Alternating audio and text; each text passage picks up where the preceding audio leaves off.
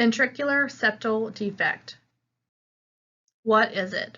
It's an opening in the interventricular septum causing a shunt between ventricles, found primarily in newborns but have also been found in adults due to defect not closing on its own and no prior surgery during childhood to fix it. It's also known as hole in the heart, and you can have more than one hole. A ventricular septal defect allows for oxygenated blood to pass from the left ventricle to the right ventricle, combining with unoxygenated blood. The blood then returns to the lungs, causing higher pressure in the heart and/or reducing oxygen to the body.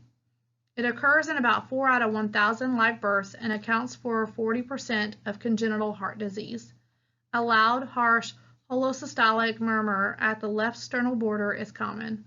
It's a congenital heart defect, and the patient will need to be referred to a cardiologist. And here's a picture of what it looks like. Different types of VSD. Conoventricular ventricular septal defect is a hole where portions of the ventricular septum should meet just below the pulmonary and aortic valves. Paramembraneous ventricular septal defect is a hole in the upper section of the ventricular septum.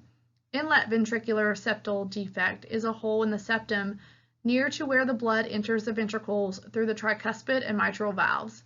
This type of ventricular septal defect also might be part of another heart defect called an atrioventricular septal defect, AVSD. Muscular ventricular septal defect is a hole in the lower muscular part of the ventricular septum and is the most common type of ventricular septal defect. Causes. Ventricular septal defect occurs while the fetus is developing during pregnancy. The heart develops from a large tube, dividing into sections that will eventually become the walls and chambers. If there's a problem during this process, a hole can form in the ventricular septum. VSD may be due to genetic syndromes that cause extra or missing chromosome, or the cause for VSD is actually really unknown. VSD risk factors. As the pressure in the right side of the heart decreases, blood will start to flow from the left ventricle through the septal defect into the right ventricle and on or into the lungs. Because of the backflow of blood, patients are at greater risk for lung infections such as pneumonia and congestive heart failure.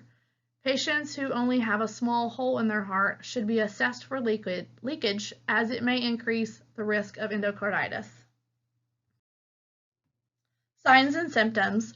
The majority of ventricular septal defects are very small and rarely cause any signs and symptoms. Patients with large VSDs usually have signs and symptoms such as tachypnea, which may be seen more with exertion, poor feeding, nutrition related to fatigue, sweating, grunting while breathing, tachycardia, hepatomegaly, and failure to thrive. And here's a picture of symptoms in kids. Diagnosis. VSD is usually related to the presence of a heart murmur, which is found by a doctor during a physical examination. Commonly diagnosed with an echocardiogram, chest x-ray, or electrocardiogram. Occasionally, a heart catheterization is necessary to assess the blood pressures in the lungs or in the amount of shunting through a VSD. VSD in adults. Usually closure is recommended for small VSDs only if there has been an episode of endocarditis or if the location of the VSD affects the function of one of the heart valves.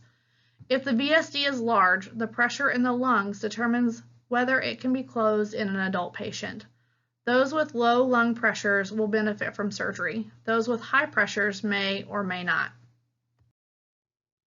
Treatment. Between 50 to 75% of small muscular ventricular septal defects that are detected in the first few months of an infant's life close on their own. Even in cases where the VSD remains open, specific therapy is rarely needed.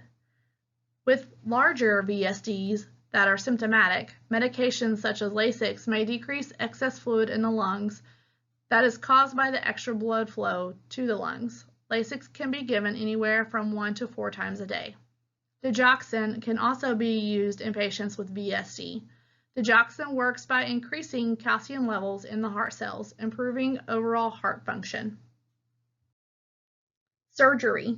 Surgery is sometimes necessary to close a ventricular septal defect. Surgery is usually done on moderate to large defects. Surgery is done when the patient's symptoms are unresponsive to medication, when there is elevated blood pressure in the lungs, as well as significant dilation of the heart due to excess blood flow. Surgery in infancy is found to be needed between 6 to 12 months of age, but sometimes it is needed earlier. Although it is not seen very often, another reason for surgery would be infection of the heart tissue due to VSD. Damage to aortic valve would be another indication for surgery. Surgery to correct VSD. Pulmonary artery banding narrows the pulmonary artery to reduce the blood flow to the lungs. When the patient is older, another surgery is done to remove the band and fix the VSD with open heart surgery. If the opening is large, open heart surgery may be needed to close it and prevent serious problems. Babies with VSD may develop severe symptoms, and early repair within the first few months is often necessary. Surgery can also be done using a patch of fabric or pericardium. The patch is sewn over the VSD to close it completely. Later, this patch is covered by the normal heart lining tissue and becomes a permanent part of the heart. Some defects can be sewn closed without a patch. Most patients do well with surgery without any long-term issues. Some patient teaching would be kids who have VSD surgery recover quickly and without complications, but doctors will closely watch the patient for signs or symptoms of any problems. The patient may have another echocardiogram to make sure that the heart defect has closed completely. If the patient is having trouble breathing, call the doctor or go to the emergency department immediately.